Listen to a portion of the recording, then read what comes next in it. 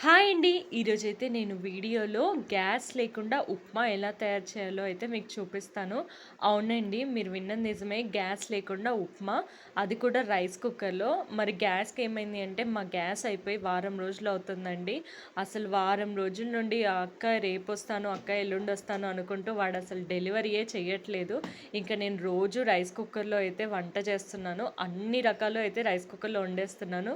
ఈరోజు మీకు గ్యాస్ అయిపోతే రైస్ కుక్కర్‌లో ఉప్మా ఎలా చేసుకోవాలో చూపిస్తాను, చూసేయండి. ముందుగా రవ్వనైతే ఇలా వేయించుకుంటున్నాను. రైస్ కుక్కర్‌లో వండేటప్పుడు ఒక చిన్న చిట్కా అయితే పాటించాలండి. మీరు నార్మల్‌గా గ్యాస్ మీద వండేదానికంటే కూడా రైస్ కుక్కర్‌లో త్వరగా హీట్ అయిపోతుంది. ప్యాన్ త్వరగా వేడైపోతుంది. సో, మాడకుండా చూసుకోవాలి. కొంచెం సేపు ఒక 1 మినిట్ మూత అయితే పెట్టేశాను. చూడండి, లిక్విడ్ లేకపోతే రైస్ కుక్కర్ ఎప్పుడూ కూడా వామ్‌లోకి పడిపోతుంది. సో, నేనిక్కడ చిన్న అగ్గిపుల్లని తీసుకొనైతే దాన్ని ఒక చిన్న పార్ట్‌గా కట్ చేసి అయితే ఇలా పెట్టుకున్నాను.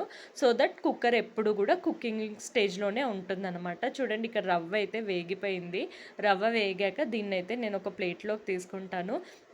మీరేం చేస్తారు? మీ ఇంట్లో గ్యాస్ అయిపోయినప్పుడు కామెంట్ చేయండి. ఒక 2 డేస్ తింటామండి బయట, ఒక 3 డేస్ తింటామండి, రోజు తినలేం కదా! అలా అని మా దగ్గర ఇండక్షన్ స్టవ్ లేదండి. అందుకే ఉన్న దాంట్లో నేనైతే ఇలా తెలివిగా చేశాను. ఆడవాళ్ళు అనుకుంటే ఏదైనా చేయగలరు. ఏమంటారు?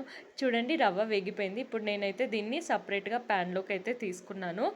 స్పెషల్‌గా ఏం కాదు. బట్ నా స్టైల్‌లో టేస్టీ రవ్వ ఉప్మా అయితే నేను రైస్ కుక్కర్‌లో ఎలా చేశానో చూపిస్తాను.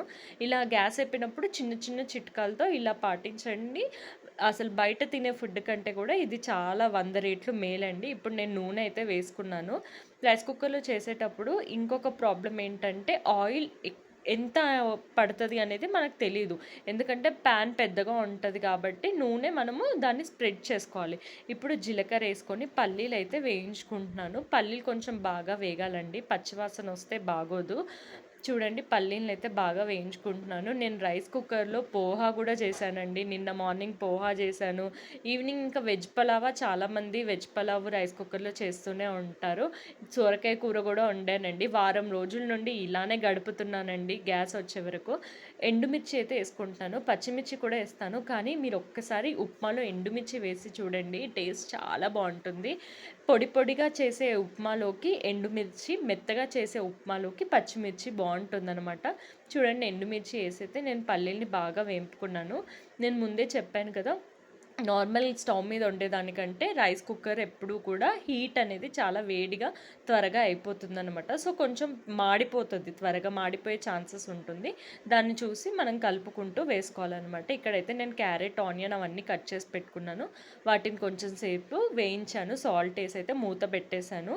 రైస్ కుక్కర్ త్వరగా అడుగంటిపోతుందండి. సో, అల్లం వెల్లుల్లి పేస్ట్ అనేది, ఆనియన్స్, క్యారెట్ బాగా వేగిపోయాయి, ఇంకా వాటర్ పోయడానికి రెడీగా ఉన్నప్పుడు మాత్రమే అల్లం వెల్లుల్లి పేస్ట్ వేయండి. ముందుగానే వేసేస్తే కుక్కర్‌కి మొత్తం అడుగంటిపోతుంది, మాడిపోతుందనమాట.